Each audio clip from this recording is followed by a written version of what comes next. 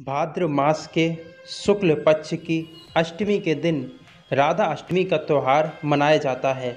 इस दिन श्री कृष्ण भगवान की प्रिया राधा रानी का जन्म हुआ था। राधा अष्टमी का व्रत करने से विशेष पुण्य की प्राप्ति होती है और सभी प्रकार के कष्टों से छुटकारा मिलता है।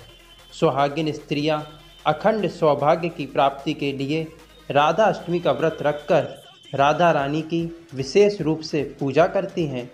इस दिन पूरी श्रद्धा और भक्ति भाव से राधा रानी की पूजा करने से श्री कृष्ण भगवान संतुष्ट होकर आशीर्वाद देते हैं और जीवन में आ रही धन की समस्याएं भी दूर हो जाती हैं। पौराणिक कथाओं के अनुसार राधा रानी अपनी माता की कोख से नहीं बल्कि वृषभानु जी की तपोभूमि से प्रकट हुई थी। आइए शुरू करते हैं राधा अष्टमी व्रत कथा। बोलो राधा रानी की जय। एक बार देव ऋषि नारद ने भगवान सदाशिव के चरणों में प्रणाम करके पूछा, हे प्रभु, श्री राधा देवी लक्ष्मी है या देवपत्नी? वे महालक्ष्मी हैं या सरस्वती हैं? क्या वह अंतरंग विद्या है या वैष्णवी प्रकृति? वह वेद कन्या है या देव कन्या है? कृपया करके विस्तार से बताइए। तब भगवान शिव शंकर बोले, हे नारद जी, मैं एक मुख से अधिक क्या कहूँ। मैं तो राधा रानी के रूप, लावण्य और गुण आदि के वर्णन करने में असमर्थ हूँ। उनके रूप आदि की महिमा करने में तीनों लोकों में कोई भी समर्थ नहीं है। उनकी रूप माधुरी जगत को मोहने वाली है, श्री कृष्ण भगवान को भी मोहित करने वाली है। यदि अनंत मुख से चाहूँ तो भी उनका वर्णन करने में क्षमता मुझ में नहीं है। तब नारद जी बोले, हे प्रभु, राधा जी के जन्म का महात्म्य सब प्रकार से श्रेष्ठ है, मैं उसे सुनना चाहता हूँ।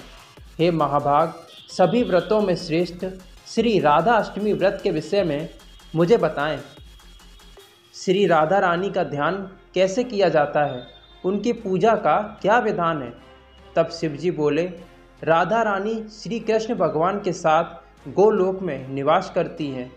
एक बार वह गोलोक में नहीं थी। उस समय श्री कृष्ण अपनी एक सखी विराजा के साथ गोलोक में विहार कर रहे थे। जब राधा रानी ने यह सुना तो वह क्रोधित हो गई और तुरंत ही श्री कृष्ण के पास चली गई और उन्हें बुरा भला कहने लगी। यह देखकर श्री कृष्ण भगवान के मित्र सुदामा को बहुत बुरा लगा और राधा को पृथ्वी पर जन्म लेने का श्राप दे दिया। राधा को इस तरह क्रोधित देखकर विरजा वहां से नदी के रूप में चली गई। श्राप मिलने के बाद राधा रानी ने सुदामा को राक्षस कुल में जन्म का श्राप दिया। राधा रानी का श्राप के कारण सुदामा ने शंख चूर्ण राक्षस के रूप में जन्म लिया और वह राक्षस भगवान विष्णु के अनन्य भक्त बना। दूसरी ओर राधा रानी वृषभानु जी की पुत्री के रूप में धरती पर उन्होंने जन्म लिया। लेकिन राधा वृषभानु जी की पत्नी देवी कीर्ति जी के गर्भ से नहीं जन्मी। जब सुदामा और राधा रानी ने एक दूसरे को श्राप दिया तब श्री कृष्ण भगवान ने कहा, आपको पृथ्वी पर देवी कीर्ति और वृषभानु जी की पुत्री के रूप में रहना है। वहाँ आपका विवाह रयन नामक एक वैश्य से होगा। वह मेरा ही अंश अवतार होगा और पृथ्वी पर भी आप मेरी प्रिया बनकर रहेंगी। उस रूप में हमें वियोग सहना होगा। अब आप पृथ्वी पर जन्म लेने की तैयारी करें। सांसारिक दृष्टि में देवी कीर्ति गर्भवती हुई और उनका प्रसव भी हुआ। लेकिन देवी कीर्ति के गर्भ में योग माया की प्रेरणा से वायु का प्रवेश हुआ और उन्होंने वायु को ही जन्म दिया।